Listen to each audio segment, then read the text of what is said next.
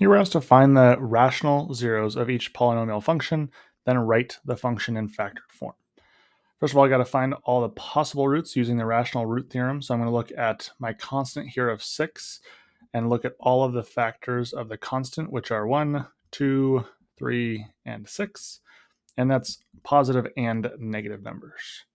Then I need to look at the factors of my leading coefficient, which is 2. So that's just going to be positive and negative 1 and 2.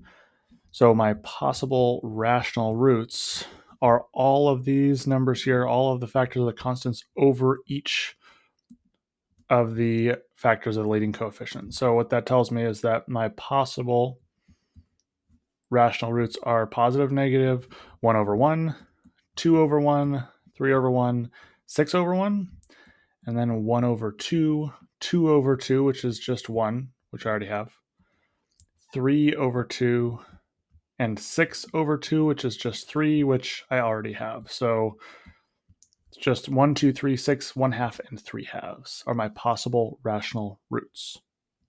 Now I'm going to use synthetic substitution, and I'm just going to start with my easier numbers here. So we'll start with purple, and I'll change colors every time I use a different synthetic substitution. So first of all, I'm doing positive 1, and I'm putting all of the coefficients here. And now seeing if I get 0 when I substitute this in. So bringing down 2, 1 times 2 is 2. Negative 1 plus 2 is positive 1. 1 times 1 is 1.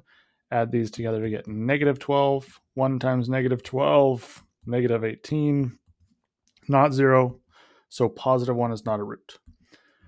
Let's try negative 1.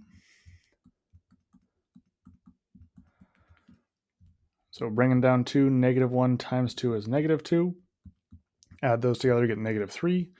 Multiply negative 1 times negative 3 is positive 3.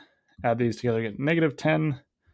Multiply to get positive 10. Add together.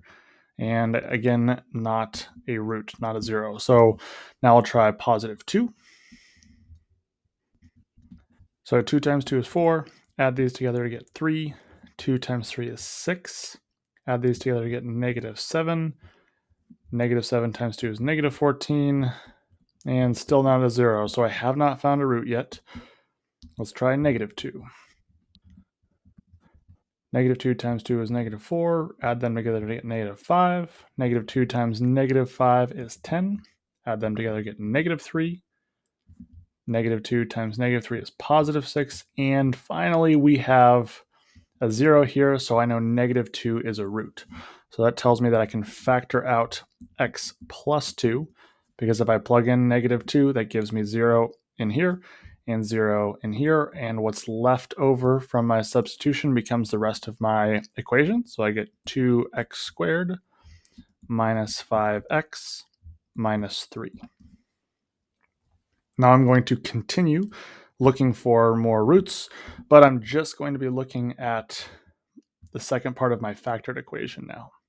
So I'm going to move on to positive 3, and I'm using 2, negative 5, and negative 3, the coefficients from my factored form here. 3 times 2 is 6. Add these together to get positive 1. 3 times 1 is 3. Add these together to get 0. Boom, I got another root.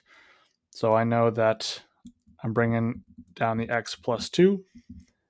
And I now know that x minus 3 is also a factor, because if I plug in 3, that gives me 0. And whatever is left here leaves me with my final piece of my factored form, which is 2x plus 1. So now I have my factored polynomial here. And I know my zeros are negative 2, positive 3, and this part here, if I'm trying to figure out what x is to make that whole thing 0, I can just kind of solve that here if I want to. I'm going to subtract 1 from both sides. It gives me 2x equals negative 1. Divide both sides by 2, which tells me that x is equal to negative 1/2. And so those are my zeros and my factored polynomial.